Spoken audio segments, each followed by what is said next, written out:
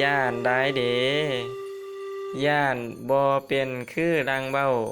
สีสมพูคือหวานย่านเป็นคือรังตอกมัดกาลำหน้าแล้วเหยียบใส่ตมเด้หนอ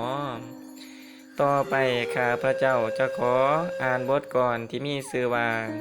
คุ้ยไทยแดกคาด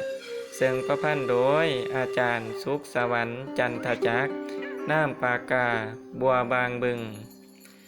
เดิมแล้วบ่บักตู่ที่เคยขี่เทิงดังคำเอ๋ยแกข้าไทยยามหน้าตากเกวียนขนไม้เคยจูงไปกินหญ้าเดียบขั้นหน้าแค้มทงดงแม่ต้มบวกหน่อยยังมีเจ้าดำแย่งนั่นเด้ตอนนั้นเจ้าว่าหาความหอยสีค่อยเบิ่งย่ำโพยโลยคู่เคียงบ่ลืมได้ห่างไกลกันได้ขาดแดดไถบ่ได้ข้างบักตู้เฮาก็ยังอยู่แอกนองสายตองหอยพาเนียงเจยบ่ห่างไกลนั่นแล้ว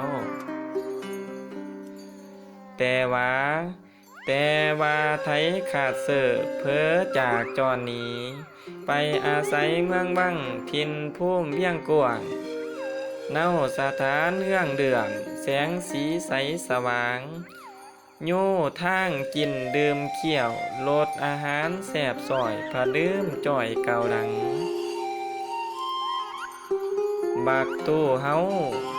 ไล่แต่ค่อยนั่งให้เดียบลำแลเถียง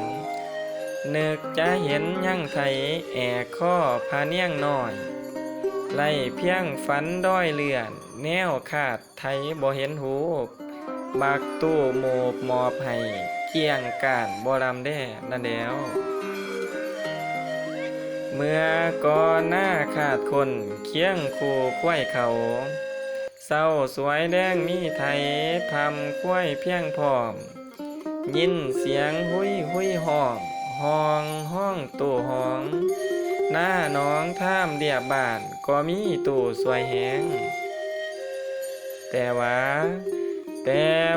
ฝ้ากันแก่งแยกแบ่งไถไปสีวิไลมาถึงเปลี่ยนเป็นความดอมันบอกกินเล่มหญ้าปลาคันหน้าหกปลา